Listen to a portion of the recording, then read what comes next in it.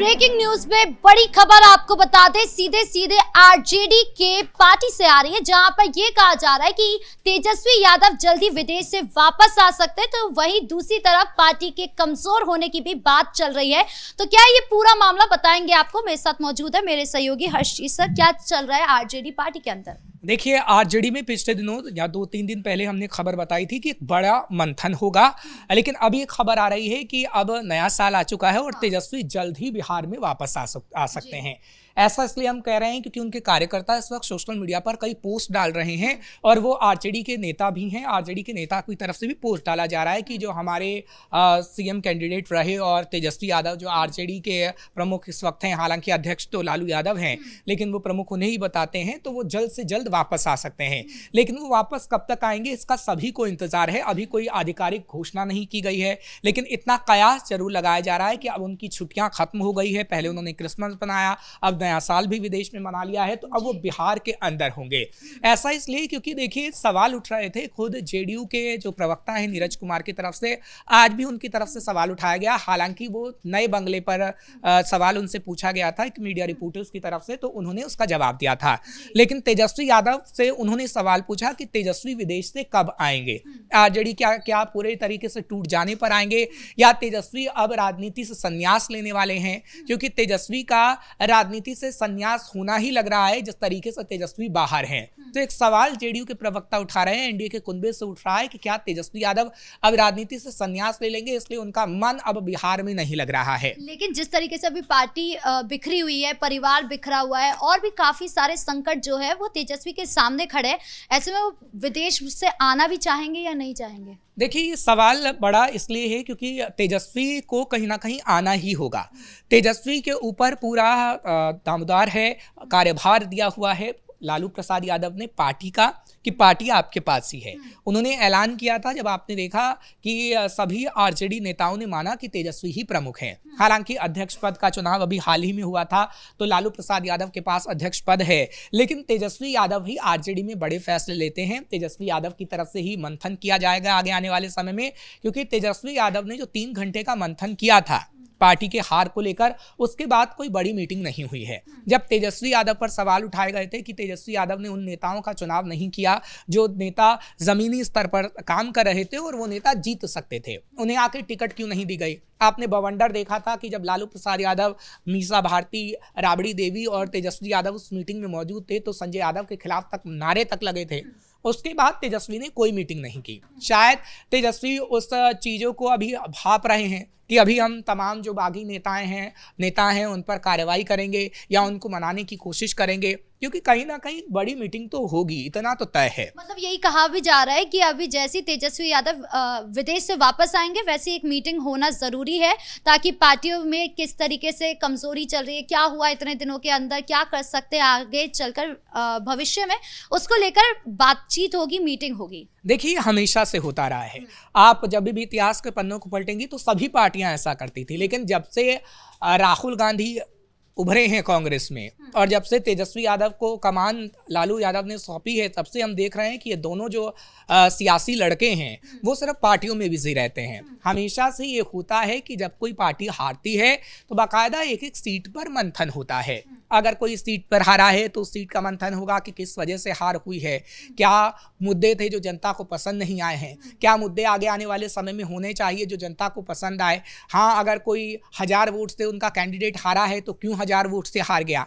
ये चीज़ें होती हैं जो एक कमरे में बैठ के मीटिंग होती है और कहीं ना कहीं घंटों घंटों ये मीटिंग होती है। 1-2 दिन की नहीं, 5 दिन की मीटिंग नहीं, तकरीबन 1 महीना की मीटिंग तो होती है। लेकिन अभी हमने देखा कि दो बार मीटिंग जरूर कही गई कि एक शीतकालीन सत्र से पहले मीटिंग होगी और एक शीतकालीन सत्र से बाद मीटिंग होगी। लेकिन जो शीतकालीन सत्र से पहले मीटिंग हुई उसमें तेजस्वी 3 घंटे ही रहे, उसके बाद वो विदेश चले गए। उसके बाद 2 दिन जब मीटिंग हुई तो कोई बड़ा नेता मौजूद ही नहीं था। उसके बाद शीतकालीन सत्र के बाद जो मीटिंग हुई उसमें तो एक भी नेता नजर नहीं आया। वहाँ सिर्फ कुछ आरजेडी के कार्यकर्ता मौजूद थे, लेकिन नेता वहाँ पहुंचे ही नहीं। तो जब तेजस्वी यादव नहीं आएंगे तो आखिर तमाम विधायक आके क्या करेंगे, क्योंकि नेता प्रतिपक्ष तो तेजस्वी यादव को ही बनाया गया है। और ये सर्वसम्मति से फैसला भी लिया गया था कि नेता प्रतिपक्ष तेजस्वी यादव को ही बनाया जाएगा। तो आखिर तेजस्वी यादव नेता प्रतिपक्ष का काम क्यों नहीं कर रहे हैं? बिल्कुल, बिहार चुनाव भी हमने देखा था, उसका जो परिणाम आया था उसके बाद कहा गया था कि तेजस्वी यादव के पास दो ऑप्शन है, या तो वो भाग जाए यहाँ से, बिहार के बाहर चले जाए, और दूसरा उनके पास ये ऑप्शन था कि वो अपनी पार्टी को वापस से मजबूत करे, कहाँ कहाँ गलती हुई इस पर मंथन करे और जनता में अपना भरोसा जीते। लेकिन ऐसा कुछ नहीं हुआ, उन्होंने सेकेंड ऑप्शन चुना कि यहाँ से भाग जाते हैं। देखिए, कहीं ना कहीं उनको ये ऑप्शन चुनना होगा कि उन्हें अपनी पार्टी को मजबूत करना होगा, क्योंकि अगर वो सीएम बनना चाहते हैं तो सीएम कोई ऐसे नहीं बन जाता है। लालू प्रसाद यादव न जाने कितने बार हारे थे। लालू प्रसाद यादव ने कड़ी मेहनत की है, अगर उन्होंने अपने पिता से ही सीख ली होती तो शायद वो आज सीएम होते बिहार के, लेकिन उन्होंने वो सीख नहीं ली है। कितनी बार हारे हैं वो? 2 से 3 बार हारे, लेकिन उसके बाद भी वो विधायक बने, विधायक बनने के बाद वो सीएम बने, और अभी भी एक कदावर नेता वो हैं। जब भी लालू प्रसाद यादव का नाम लिया जाता है तो लालू प्रसाद यादव का नाम सम्मान के साथ भी लिया जाता है, और लालू प्रसाद यादव एक अच्छे राजनीतिक रहे हैं। लेकिन तेजस्वी यादव ने कुछ उनसे नहीं सीखा है। तेजस्वी यादव सिर्फ सलाहकारों के भरोसे रह गए कि सलाहकार मेरे को सलाह देगा, जैसे संजय यादव उनको सलाह देते रहे हैं तो संजय यादव की सलाह पर रह गए, और वो गलतफहमी में रह गए कि 2020 में जिस तरीके से संजय यादव ने मुझे सलाह दी और कई सलाहकारों ने सलाह दी तो 2020 में हमारी सबसे बड़ी पार्टी बनकर उभरी थी, वैसे ही 2025 में हो जाएगा। आपने जो गलतियां की थी 2020 में, हालांकि सबसे बड़ी पार्टी आपकी रही, आप ओवर कॉन्फिडेंस में आ गए। आप ये सोचे कि सबसे बड़ी पार्टी 2020 में बनी तो 5 साल बाद कहीं ना कहीं जनता का फिर भरोसा बढ़ेगा और जनता मुझे सीएम के पद पर बैठा देगी और मैं सीएम बन जाऊंगा। आपने ओवर कॉन्फिडेंस में पोस्टर भी लगा दिए, 18 तारीख भी अनाउंस कर दी कि 18 तारीख को मैं शपथ लूंगा।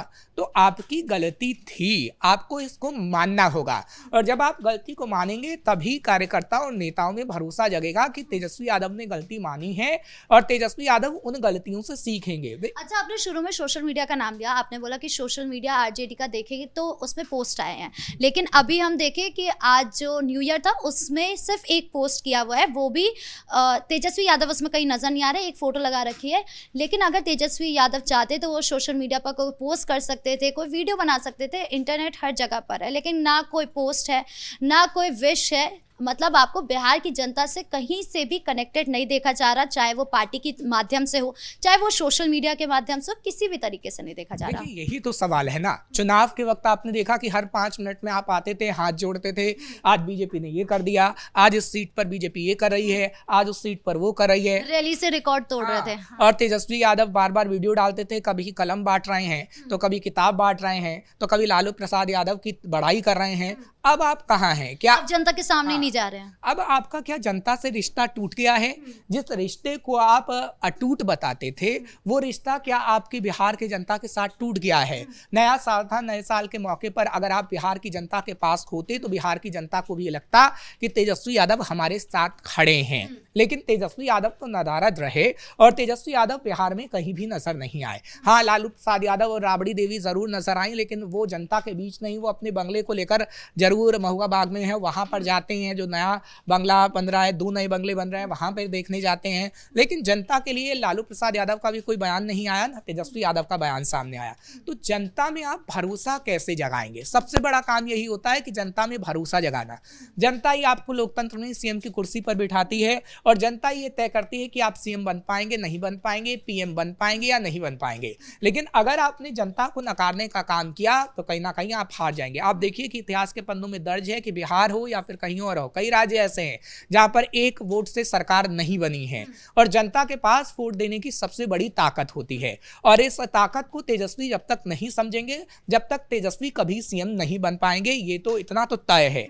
तेजस्वी को कहीं ना कहीं हार से सबक लेना होगा, तेजस्वी को मायूस नहीं रहना होगा। जिस तरीके से तेजस्वी मायूस हैं, हताश हैं, मीडिया के सामने नहीं आ रहे हैं। विधानसभा के सत्र के दौरान भी हमने देखा था, जब वो 2 दिन के लिए थे तो मीडिया ने उनसे सवाल पूछा, तब भी वो माइक हटाते हुए नजर आए। तो आपको हताश नहीं होना, आपको हार से बहुत कुछ सीख लेनी है। लेकिन एक कद्दावर नेता तो वही होता है ना, जो हार के बाद भी उससे सीख ले और फिर से आगे बढ़े, वापस से जनता का भरोसा जीतने का काम करे। लेकिन यहाँ पर ऐसा कुछ भी होता नजर नहीं आ रहा है। देखिए, राहुल गांधी और तेजस्वी यादव में ये गुण नहीं रही हैं।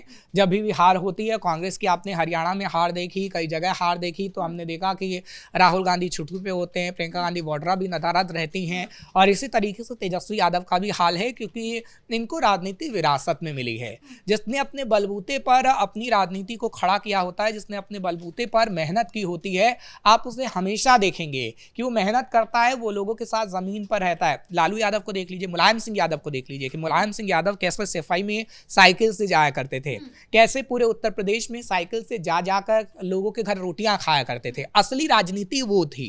और मुलायम सिंह यादव के बाद जब लालू प्रसाद यादव का जिक्र करते हैं, तो लालू प्रसाद यादव भी दलितों के घर नीचे बैठ के खाना खाया करते थे। बिहार के अंदर ऐसी कई तस्वीरें नजर आई हैं। क्या आपने अखिलेश यादव को देखा है ऐसा? क्या आपने तेजस्वी यादव को देखा है? सवाल का जवाब है कि नहीं देखा है। विरासत में मिली है राजनीति, इसीलिए बिल्कुल वही है कि आपको विरासत में मिली है तो आप उसकी कदर नहीं कर रहे हैं। लेकिन अगर आप जब कदर नहीं करेंगे तो आपको सीएम की कुर्सी कभी नसीब नहीं होगी। जी, इस मुद्दे पर ज्यादा जानकारियों के लिए आपका बहुत बहुत धन्यवाद। तो कुल मिलाकर जिस तरीके से तेजस्वी यादव बिहार की राजनीति से गायब है, सोशल मीडिया से गायब है, पार्टी से गायब है, उसको लेकर सवाल उठ रहा है कि आखिर तेजस्वी यादव चले कहां गए हैं। विपक्ष ये बार बार सवाल उठा रहा है कि आखिर तेजस्वी यादव विदेश जाकर कर क्या रहे हैं, कब वापस आएंगे। साथ ही ये भी माना जा रहा है कि आरजेडी अब पूरी तरीके से सो गई है बिहार की सियासत से। अब ये कब जगेगी, यह भी देखना बाकी है। ब्रेकिंग न्यूज में इतना ही। कैमरा पर्सन कुणाल के साथ मैं राधिका राज।